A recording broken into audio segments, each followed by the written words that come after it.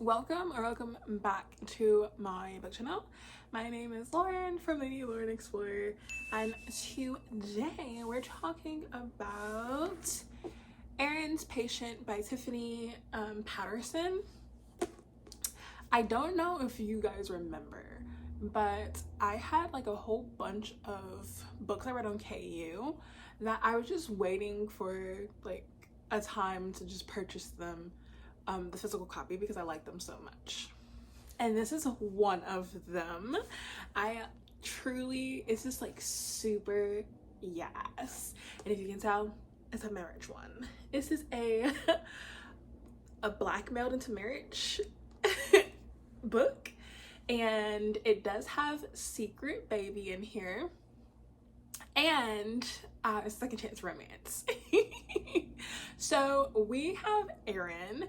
It's the age gap too, because Erin is way older than her. So we have Erin, who meets our heroine Patience when she's 14. Patience, she is a bookworm at heart. She is very like into herself right now because of what's going on in her home life. Her father, he's very wealthy, but because of what happened to her mother when she was younger, her father treats her kind of different and is mainly indifferent. He's always gone a lot. He's always indifferent with her, but he does love her. He's just very indifferent with her well-being. He's always has caregivers take care of her. He's never there for her, and there is a reason for that. But they meet at his and her father's meeting. He actually kind of takes care of a bully for her, and that kind of starts everything off with them, not as a instant connection, but mainly like them meeting each other and like him being sparked by like her. Fast forward 4 years later, they meet again. She's 18, he's in his late 20s, and there is this spark. He finds her attractive. He loves her naive and innocence. Even though she's very wealthy, she's not taking her father's money. She wants to be very independent. He is loving that. He doesn't like where she's living. She's going to college.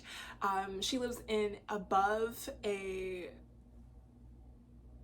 bookstore, or she lives in a loft, and it's like really like, it's not what he's used to. It's in a bad neighborhood, and he's not liking it at all.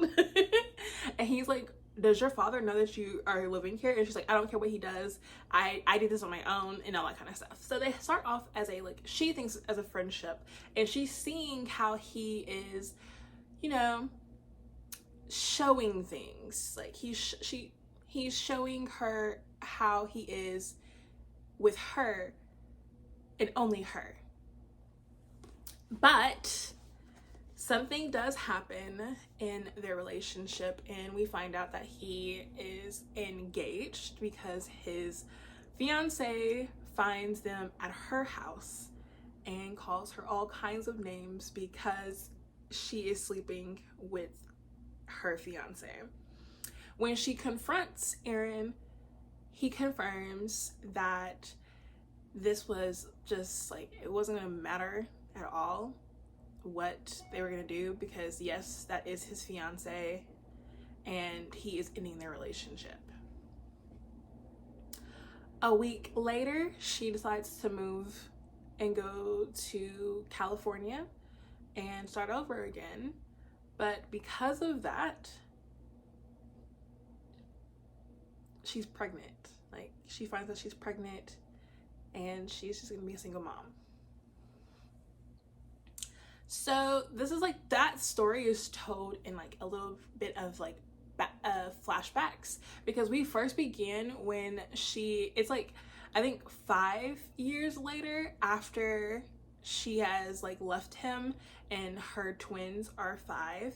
She is in Chicago for a librarian seminar. Her best friend and her best friend's fiance takes her to a sex club because that's where they met, and just they want her to let loose.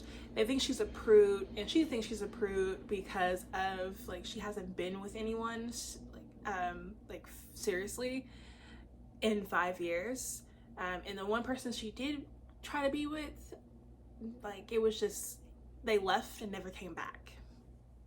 So she goes to the sex club, and who happens to be at the sex club, who was actually at a meeting in Chicago, and sees her? Aaron.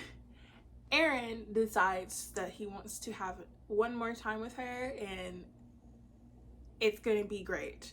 They do their thing. She wakes up and then she just leaves because Aaron's already left back to her hometown in Townstead. I forgot where that is, but she goes back to California, and she's like, okay, that was the one time, I'm not gonna do anything, like it's over. He, on the other hand, is still thinking about her, until he gets a call from her father's secretary or PA saying that he's in the hospital because he had a heart attack.